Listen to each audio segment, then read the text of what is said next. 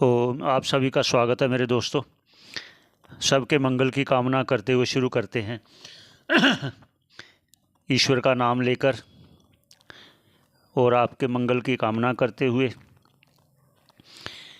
अब यहाँ जो पहले कहा गया ना कि जन्म मरण से ये रहित है, अजन्मा है, लेकिन जो लोग ऐसा मानते हैं कि मरणशील है तो उनको कहा ना, जैसे भगवान ने भी कहा कि यम यम वापि स्मरण में, जिस जिस भाव को वो मरने के समय ध्यान करेगा वही भाव को प्राप्त होगा, ऐसा कहता है। अभी जो कहा ना जो सांख्य आदि लोग दूसरे ऐसा मानते हैं तो वो उस भाव को प्राप्त करेंगे, ऐसा जो कहा गुरु जी ने।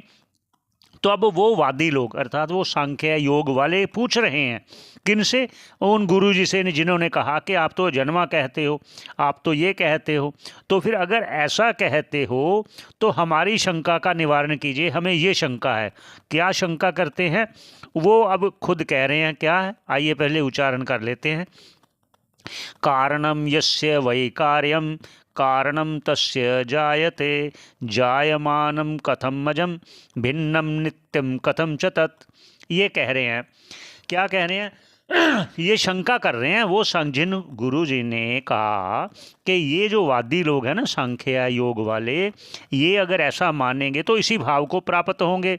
तो वो शंका करके कह रहे हैं, क्या कर रहे हैं, कारणम यस्य वै कार्यम। वो कहते हैं कारणम यस्य, कारणम मतलब कारण ही जिसके मत में, मतलब अपने मान लेते हो अपने मत में, वे कारण यस्य जिसके मत में निश्चित रूप से कार्य रूप में ही उत्पन्न होता है।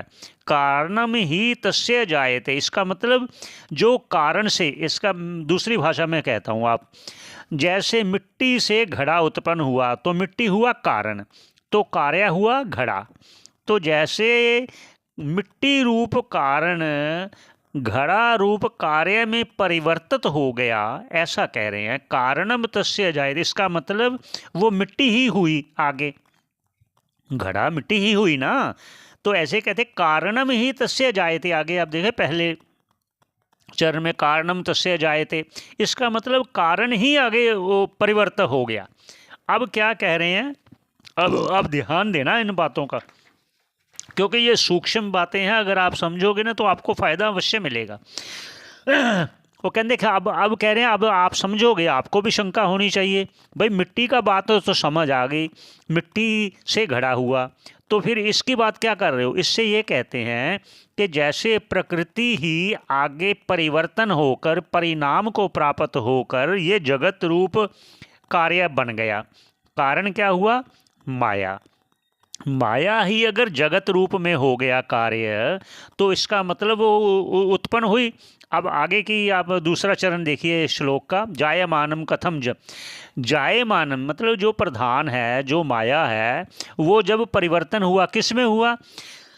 ये सभी भूत आदि ले लीजिए, आकाश आदि है, उससे पहले का हृदय गर्भ है, उसके महद आदि है, अहंकार है, मन बुद्धि है, ये सब में माया ही परिवर्तित हो गई, माया ही। कथम अज, फिर आप कथम कैसे, अजम भिन्नम नित्यम कथम च तत्, वो विकार रूप परिणाम को प्राप्त हुआ जो का, जैसे मिट्टी घड़े रूप में परिवर्तन हो गई, तो वही यहाँ माया इस जगत रूप में परिवर्तन हो गई। तो फिर कैसे आप अज कहते हो? अज कैसे?